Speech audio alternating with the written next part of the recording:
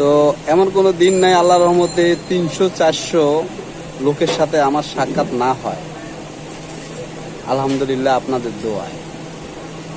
তো একদিন সন্ধ্যাবেলা একটা কাস্টমার আসছিল, তো রেগুলারই ওই কাস্টমারটা আমার এখানে আসতো প্রায় সময়। তো ওনাকে আমি 100 টাকার ইন্টারনেট দিয়েছিলাম।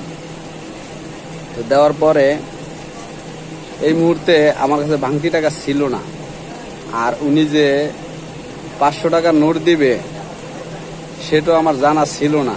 সে 500 টাকার নোট যে দিবে আমাকে আগে বলতে পারতো, সে বলে না। তো আমিও রিচার্জটা তাকে দিয়ে দিচ্ছি। দেওয়ার পরে তখনও কাস্টমারের অনেক চাপ ছিল। চাপ থাকার পরে উনি বলল যে কি করতাম। এখন আমি দেখতেছি উনি দাঁড়িয়ে থাকবে, আমার আরো কাস্টমারের প্রবলেম হবে, কারণ স্পেসটা তেমন একটা বেশি নয়, অল্পই। তো আমি বললাম যে আপনি আগামীকালকে দিয়েন। তো চলে গেল, বেশ ভালো কথা। আমি ওনার নাম্বার সহকারে আর যে টাকাটা পাবো এটা আমি লিখি না, আমি ভুলেই গেছিলাম। যখন 11টার সময় বন্ধ করছি বাসায় গিয়ে মনে আসছে। তারপরের দিন ওই ভদ্রলোককে আমি আর দেখি নাই, আসে নাই। ঠিক 2 থেকে 3 দিন পরে ওই ভদ্রলোককে সাথে দেখা হইলো, দোকানে আসলো মিনিট কাটার জন্য, যে কোনো একটা কিছু কেনার জন্য আসছে। আসার সাথে সাথে আমি ওনাকে নক করলাম যে ভাইয়া আপনার কাছে আমার 100 টাকা পাবো বাকি। আমি এটা কিন্তু কোনো অভিযোগ করতেছি না, আমার নিজের পার্সোনাল একটা কথা আপনাদের কাছে শেয়ার করতেছি। তো সে বলল যে না না ভাই, আমার কাছে কেউ টাকা পয়সা পাবে না, আর আপনি আমাকে দেন না, আপনি হয়তো ভুলে গেছেন। কিন্তু বন্ধুরা আমি কিন্তু ভুলি নাই, শিওর। সে যেহেতু উল্টায় ফেলছে পাতাটা, আমি আর রিপিট করি না। ওই দিনকে সে আমার কাছ থেকে যা চাইছে আমি তাই দিচ্ছি, তার সাথে বেচা কিনা করলাম। বেশি না, একটা মিনিট কাটটা টুকটাক কিছু নেয় আর কি। তো যাক, সেটা তো আমার ভিতরেই। সে পোল্ট্রি খাইলো, আমি একদম চুপ করে রইলাম। তো তারপর দিন সে আসে, তারপর দিন আসে, যে কোনো জিনিস আসলেই চাইলেই আমি বলি নাই। প্রথম শুডি আমি বলি নাই।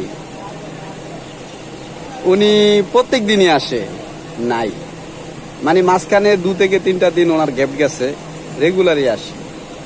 তো উনি আমার দোকানে আসতে আসতে একটা অভ্যাস হয়ে গেছে, আসলেই আমি বলি নাই। কারণ আমার ভিতরে একটা স্পট পড়ে গেছে যে এই ব্যক্তির এজেন্ট সবসময় আমি দোকানে রাখবো, সে একজন কাস্টমার। সামান্য 100 টাকার জন্য পোল্ট্রি নিছে। কোনো সময় দেখা গেছে কি বড় ধরনের কোনো কিছু হজম করে ফেলতে পারে সে। এজন্য আমার দোকানটা অনেকদিন ধরে পুরানা, এখান থেকে আধা মাইল দূরে ওইদিকে এইদিকে চতুর্দিকে আছে।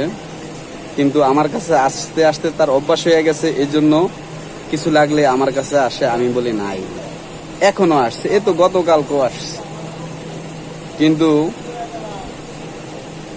তার হাঁটতে হয় কতগুলো রাস্তা, আমার কাছে নাই এই জন্য। কিন্তু সে এখন পর্যন্ত নিজেকে নিজে প্রশ্ন করে দেখলো না যে এই দোকানে আমি কেন যাই, আর আমাকে না বলে কোনো কিছুই দেয় না, তারপরও আমি যাই। ব্যাপারটা কি, আমাকেও কিছু জিজ্ঞেস করে না। তো বন্ধুরা, আপনাদের কাছে যখন 100 টাকার নোট থাকে বা 500 টাকার নোট থাকে, যদি খুচরা কোনো সদাই কিনেন, আপনি প্রথমে বলবেন যে আমার কাছে আনাম টাকা ভাঙতি নাই, কারণ দোকানদারের কাছে সবসময় ভাঙতি থাকে না। এমন প্রবলেমে যেন আমার কোনো মিষ্টি বন্ধুরা না পড়ে, এই জন্য সবাইকে জিনিসটা শেয়ার করলাম। আমি কোনো অভিযোগ করছি না। সবাই ভালো থাকবেন, সুস্থ থাকবেন। আসসালামু আলাইকুম। এবং কি এরকম ছোটখাটো কিছু দিয়ে মানুষকে পরীক্ষাও করা উচিত।